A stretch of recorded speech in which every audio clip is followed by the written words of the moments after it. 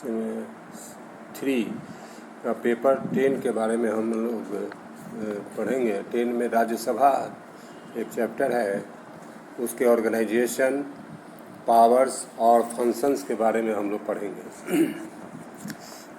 संविधान के अनुच्छेद 79 के द्वारा यह व्यवस्था की गई है कि भारतीय संघ की एक संसद होगी जिसका निर्माण राष्ट्रपति, लोकसभा तथा राज्यसभा को मिलाकर होगा। वस्तुतः राज्यसभा संसद का उच्च सदन या द्वितीय सदन है। संविधान के अनुच्छेद 80 के अनुसार राज्यसभा के सदस्यों की अधिकतम संख्या 250 हो सकती है। इनमें से 12 सदस्य राष्ट्रपति द्वारा मनोनीत किए जाते हैं। ये ऐसे व्यक्ति मनोनीत किए जाते हैं जिन्हें कला, साहित्य और विज्ञान और समाज सेवा के क्षेत्र में महारत हासिल हो। बाकी सदस्य संसद के कानून द्वारा राज्यों व केंद्र शासित क्षेत्रों से निर्धारित संख्या में लिए जाते हैं। राज्यसभा के सदस्य जनता द्वारा अप्रत्यक्ष रूप से निर्वाचित होते हैं। इनका चुनाव एकल संक्रमणीय मत प्रणाली तथा आनुपातिक प्रतिनिधित्व पद्धति के अनुसार संघ के विभिन्न क्षेत्रों की विधानसभाओं के सदस्यों द्वारा किया जाता है। जहां विधानसभा नहीं है या जहां केंद्र शासित क्षेत्रों के लिए संसद कानून द्वारा अलग व्यवस्था भी कर सकती है।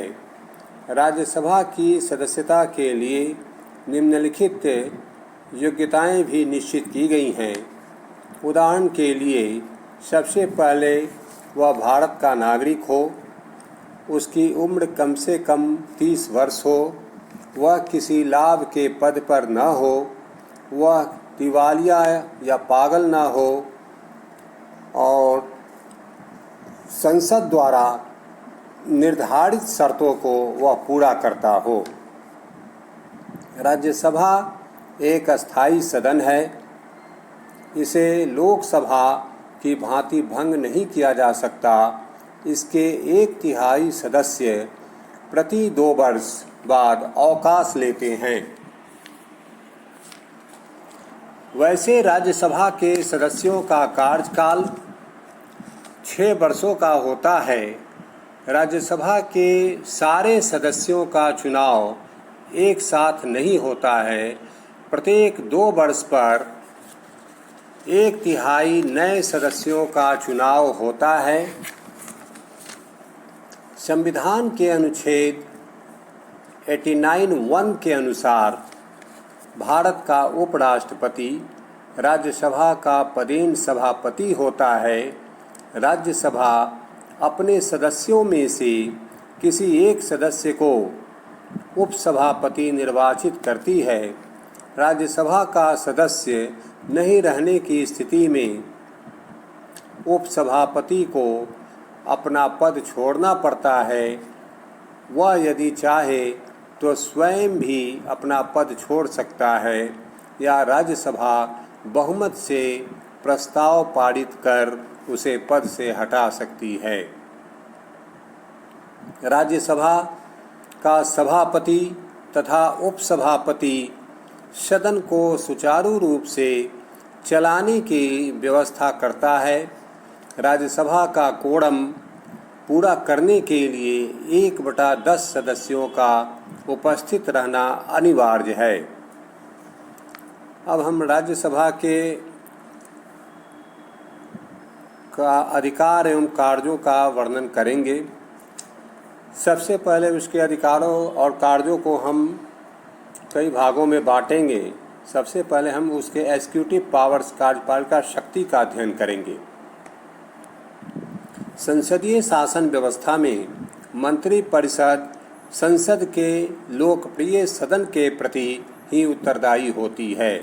अतः भारत में मंत्रिपरिषद केवल लोकसभा के प्रति ही सामूहिक रूप से उत्तरदायी है, न कि राज्यसभा के प्रति। राज्यसभा के सदस्य सिर्फ मंत्रियों से प्रश्न या पूरक प्रश्न पूछ सकते हैं और उसकी आलोचना भी कर सकते हैं, परंतु उन्हें अविश्वास प्रस्ताव द्वारा हटाने का अधिकार नहीं है। यह अधिकार सिर्फ लोकसभा को प्राप्त है। अतः कार्यकारिणी पर नियंत्रण की दृष्टि से लोकसभा राज्यसभा की तुलना में अधिक शक्तिशाली है। नेक्स्ट, उसके शक्तियों का अध्ययन हम विधायी शक्तियों के रूप में कर सकते हैं। विधि निर्माण के क्षेत्र में दोनों सदनों राज्यसभा और लोकसभा दोनों को समान अधिकार प्राप्त है। गैर वित्तीय विधेयक को दोनों सदनों में से किसी भी सदन में प्रस्तावित किया जा सकता है और दोनों सदनों से पारित होने के बाद ही राष्ट्रपति के पास हस्ताक्षर के लिए जाता है। सामान्यतः सभी महत्वपूर्ण विधेयक लोकसभा में ही प्रस्तावित किए जाते हैं, राज्यसभा में नहीं। यदि किसी विधेयक पर दोनों सदनों में मतभेद उत्पन्न हो जाए या लोकसभा किसी विधेयक को पारित कर देती है और राज्यसभा उस विधेयक से असहमत है, तो वैसी परिस्थिति में गैर वित्तीय विधेयक को राज्यसभा 6 महीने तक रोक सकती है। तत्पश्चात मंत्रिपरिषद के सलाह पर राष्ट्रपति उक्त विधेयक को पारित करने के लिए दोनों सदनों की संयुक्त बैठक बुला सकता है, जिसकी अध्यक्षता लोकसभा के स्पीकर करेंगे। संयुक्त बैठक में विधेयक के भाग्य का निर्णय बहुमत के आधार पर किया जाता है। इस प्रकार गैर वित्तीय विधेयक के संबंध में दोनों सदन समान स्तर पर हैं। इसकी तीसरी शक्ति है वित्तीय, फाइनेंशियल पावर्स। धन विधेयक के संबंध में राज्यसभा की नगण्य स्थिति है। धन विधेयक तो वस्तुतः राज्यसभा में प्रस्तावित भी नहीं होते हैं। धन विधेयक लोकसभा के से पास होने के बाद राज्यसभा में भेज दिया जाता है, जिसे राज्यसभा द्वारा 14 दिनों के अंदर पास करके लौटाना पड़ता है। अन्यथा 14 दिनों के बाद धन विधेयक स्वतः पास मान लिया जाता है। राज्यसभा यदि चाहे तो कुछ सुझाव दे सकती है, जिसे मानना या न मानना लोकसभा के ऊपर निर्भर है। नेक्स्ट, हम उसके शक्तियों का जो अध्ययन करेंगे वो है संविधान संशोधन की, पावर ऑफ एमेंडिंग द कॉन्स्टिट्यूशन। संविधान संशोधन के मामले में राज्यसभा को लोकसभा के समान ही शक्ति प्राप्त है। संविधान संशोधन विधेयक संसद के किसी भी सदन में प्रस्तावित किया जा सकता है और संशोधन प्रस्ताव तभी पास माना जाएगा जब दोनों सदन बहुमत से या 2/3 बहुमत से पारित कर दें। संशोधन प्रस्ताव पर संसद के दोनों सदनों में असहमति होने पर संसद के दोनों सदनों की संयुक्त बैठक की कोई व्यवस्था नहीं है। ऐसी स्थिति में संशोधन प्रस्ताव गिर जाएगा। नेक्स्ट, मिसलेनियस पावर्स राज्यसभा को कुछ दिए गए हैं। जैसे राज्यसभा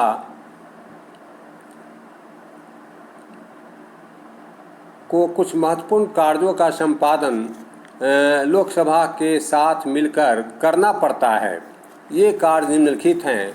उदाहरण के लिए राज्यसभा के निर्वाचित सदस्य राष्ट्रपति के चुनाव में भाग लेते हैं। राज्यसभा के सदस्य लोकसभा के सदस्यों के साथ मिलकर उपराष्ट्रपति का चुनाव करते हैं। राज्यसभा लोकसभा के साथ मिलकर राष्ट्रपति सर्वोच्च न्यायालय के न्यायाधीशों तथा कुछ अन्य पदाधिकारियों पर महाभियोग लगा सकती है। राज्यसभा लोकसभा के साथ मिलकर उपराष्ट्रपति को बहुमत से प्रस्ताव पास कर पद से हटा सकती है। आपातकालीन अवधि को 1 माह से अधिक बढ़ाने के लिए लोकसभा के साथ साथ राज्यसभा का भी अनुमोदन आवश्यक है। आपातकालीन स्थिति में मौलिक अधिकारों के निलंबन के आदेश को यथाशीघ्र स्वीकृत कराने के लिए दोनों सदनों के सम्मुख रखना पड़ता है। अब नेक्स्ट उसका स्पेशल पावर्स भी राज्यसभा को कुछ दिए गए हैं, उसके बारे में हम लोग जानेंगे। राज्यसभा को कुछ ऐसे भी अधिकार प्राप्त हैं जिनका प्रयोग अकेले राज्यसभा ही करती है। अनुच्छेद 249 के अनुसार राज्यसभा यदि चाहे तो 2/3 बहुमत से राज्य सूची के किसी विषय को राष्ट्रीय महत्व का घोषित कर सकती है। ऐसा प्रस्ताव राज्यसभा द्वारा पास हो जाने के बाद संसद उस विषय पर कानून का निर्माण कर सकती है। ऐसा सिर्फ 1 वर्ष के लिए लागू हो सकता है, लेकिन यदि राज्यसभा चाहे तो हर बार इसे 1 वर्ष के लिए बढ़ाया जा सकता है। अनुच्छेद 312 के अनुसार राज्यसभा 2/3 बहुमत से प्रस्ताव पास कर नई अखिल भारतीय सेवाएं स्थापित करने का अधिकार केंद्रीय सरकार को दे सकती है।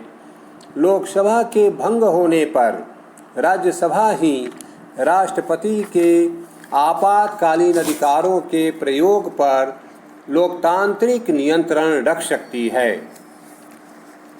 राज्यसभा की इन शक्तियों के अध्ययन से यह स्पष्ट हो जाता है कि राज्यसभा न केवल द्वितीय सदन वरन द्वितीय महत्व का सदन है। शक्तियों की दृष्टि से इसकी स्थिति ब्रिटिश लॉर्ड सभा और अमेरिकी सीनेट के बीच की है।